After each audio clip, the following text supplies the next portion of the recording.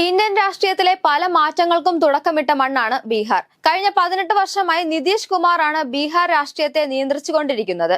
അതുകൊണ്ട് തന്നെ ബീഹാറിൽ നിതീഷ് കുമാർ യുഗം അവസാനിക്കുമോ എന്ന ചോദ്യമാണ് ഇപ്പോൾ ഉയരുന്നത്. രാജ്യത്തിന്റെ രാഷ്ട്രീയ ഭാവിയെ സ്വാധീനിച്ചേക്കാവുന്ന നിർണായക ജനവിധി ബീഹാറിൽ ഉണ്ടാകുമെന്ന പ്രതീക്ഷയിലാണ് ജനാധിപത്യ വിശ്വാസികൾ. ദാരിദ്ര്യവും തൊഴിലില്ലായ്മയും വികസന മുരടിപ്പും വോട്ട് മോഷണവും ഉൾപ്പെടെയുള്ള വിഷയങ്ങൾ തിരഞ്ഞെടുപ്പിൽ പ്രതിഫലിക്കുമോ എന്നാണ് എൻഡിഎയുടെ ഇപ്പോഴത്തെ ഭയം. എന്നാൽ ശക്തമായ ഭരണവിരുദ്ധ വികാരങ്ങളെ മറികടക്കാൻ കേന്ദ്ര സംസ്ഥാന സർക്കാരുകൾ സമീപകാലത്ത് നിരവധി വികസന പദ്ധതികളും വോട്ടർമാരുടെ അക്കൗണ്ടുകളിലേക്ക് നേരിട്ടുള്ള ധനസഹായവും നിക്ഷേപവും നടത്തിയിരുന്നു. എന്നാൽ ശക്തമായ ഭരണവിരുദ്ധ വികാരങ്ങളെ മറികടക്കാൻ കേന്ദ്ര സംസ്ഥാന സർക്കാരുകൾ സമീപകാലത്ത് നിരവധി വികസന പദ്ധതികളും വോട്ടർമാരുടെ അക്കൗണ്ടുകളിലേക്ക് നേരിട്ടുള്ള ധനസഹായവും നിക്ഷേപവും വ്യാപകമാക്കിയിരുന്നു. എന്നാൽ തിരഞ്ഞെടുപ്പിന് തൊട്ടു മുൻപ് മാത്രമുള്ള ഇത്തരം പ്രഹസനങ്ങളെ തിരിച്ചറിയാനുള്ള കഴിവ് ബീഹാർ ജനതയ്ക്ക് ഉണ്ടോ എന്നത് അടുത്തു തന്നെ അറിയാൻ സാധിക്കും. 2 ഘട്ടങ്ങളിലായാണ് ബീഹാറിൽ വോട്ടെടുപ്പ് നടക്കുന്നത്. നവംബർ 6-ന് ആദ്യഘട്ടവും 11-ന് രണ്ടാം ഘട്ടവും നടക്കും.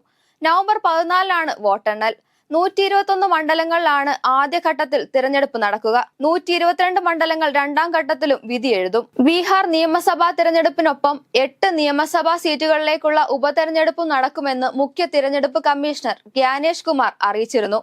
ജമ്മു കാശ്മീരിലെ 2 സീറ്റുകളിലേക്കും രാജസ്ഥാൻ, ഝാർഖണ്ഡ്, തെലങ്കാന, പഞ്ചാബ്, മിസോറാം, ഒഡീഷ എന്നിവിടങ്ങളിലെ ഓരോ സീറ്റുകളിലേക്കും ഉപതെരഞ്ഞെടുപ്പ് നടക്കും. 243 അംഗങ്ങളുള്ള ബീഹാർ നിയമസഭയിലേക്ക് എൻഡിഎ ഇന്ത്യ മുന്നണികൾ നേർക്കുനേർ പോരാട്ടമാണ് കാഴ്ചവെക്കാനിരിക്കുന്നത്. മുഖ്യമന്ത്രി നിതീഷ് കുമാർ നയിക്കുന്ന എൻഡിഎയിൽ ജെഡിയുവും ബിജെപിയുമാണ് പ്രധാന പാർട്ടികൾ. തേജസ്വി യാദവ് നേതൃത്വം നൽകുന്ന ആർജെഡി ആണ് ഇന്ത്യ മുന്നണിയിലെ പ്രധാന പാർട്ടി. കോൺഗ്രസ് ആണ് മുന്നണിയിലെ മറ്റൊരു പ്രധാന കക്ഷി. തിരഞ്ഞെടുപ്പ് തന്ത്രജ്ഞനായിരുന്ന പ്രശാന്ത് കിഷോറിന്റെ ജൻ സൂരജ് പാർട്ടിയും ബീഹാറിൽ കനത്ത അംഗത്തിന് ഇറങ്ങും. പ്രതിഷേധങ്ങൾക്കും വിവാദങ്ങൾക്കും ഒടുവിൽ വോട്ടർ പട്ടിക സമഗ്ര പരിഷ്കരണം പൂർത്തിയാക്കിയ ശേഷമാണ് ബീഹാറിൽ തിരഞ്ഞെടുപ്പ് നടക്കാൻ പോകുന്നത്. ബീഹാറിൽ നിയമസഭാ തിരഞ്ഞെടുപ്പോടെ പുതിയ പരിഷ്കാരങ്ങൾ നടപ്പാക്കുമെന്നും തിരഞ്ഞെടുപ്പ് കമ്മീഷണർ അറിയിച്ചിട്ടുണ്ട്. ഒരു ബൂത്തിൽ വോട്ടർമാരുടെ എണ്ണം 1200-ൽ കൂടില്ല. വോട്ടിംഗ് യന്ത്രത്തിൽ സ്ഥാനാർത്ഥിയുടെ ചിത്രം കളറിലാക്കും. സ്ഥാനാർത്ഥികളെ വേഗം തിരിച്ചറിയാനാണിത്. ബൂത്ത് ലെവൽ ഉദ്യോഗസ്ഥർക്ക് ഔദ്യോഗിക തിരിച്ചറിയൽ കാർഡുകൾ നൽകും. ഈ പരിഷ്കാരങ്ങൾ ബീഹാറിലാണ് ആദ്യമായി നടപ്പാക്കുന്നത്.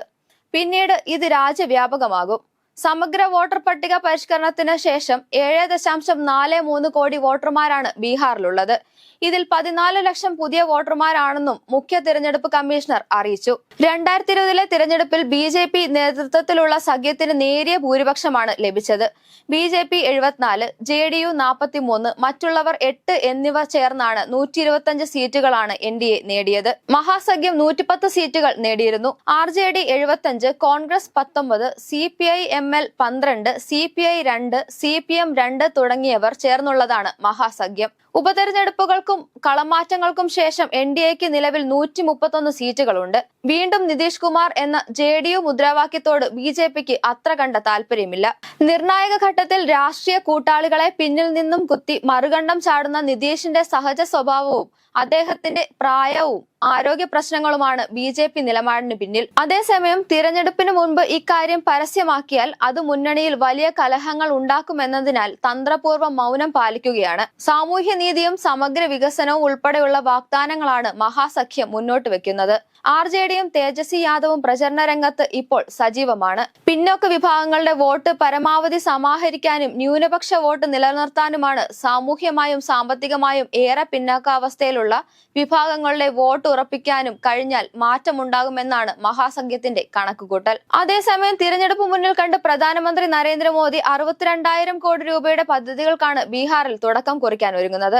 ഉദ്ഘാടനം ചെയ്യാൻ ബാക്കി വച്ചിരുന്ന നിർമ്മിതികളും തറക്കല്ലിടാൻ ആരംഭിച്ചിരിക്കുന്ന നിരവധി പദ്ധതികളുമെല്ലാം തിരഞ്ഞെടുപ്പിനോടനുബന്ധിച്ച് ഉണ്ടായേക്കും. എന്നാൽ രാഹുൽ ഗാന്ധിയും തേജസ്വി യാദവും ഉയർത്തിക്കാട്ടിയ വോട്ട് കൊള്ളയ്ക്കുള്ള മറുപടിയാകും ഈ തിരഞ്ഞെടുപ്പ് ഫലം.